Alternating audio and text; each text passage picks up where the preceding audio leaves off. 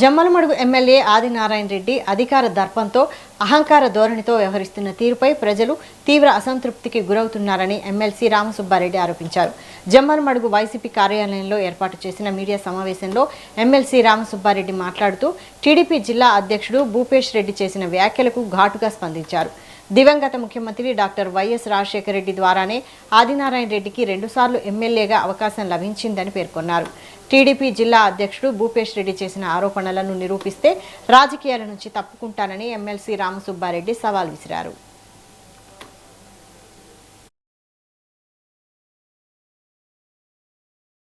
Telugu Desam party జిల్లా అధ్యక్షుడు భూపేష్ రెడ్డి గారు మాట్లాడుతూ ఒక ఛానల్కి ఇంటర్వ్యూలో రాజశేఖర రెడ్డి గారు చనిపోయినప్పుడు మేము గుండ్లకుంటలోనే ఎక్కడో ఏటలు కోసుకొని డిన్నర్ చేసుకున్నాము అని చెప్పి మాట్లాడే విధానం ఎంత స్థాయి దిగదారి మాట్లాడుతున్నారంటే, ఈరోజు రాజశేఖర రెడ్డి గారు అంటే ఒక వ్యక్తిగా కాకుండా మనం అందరం కూడా చూసాం.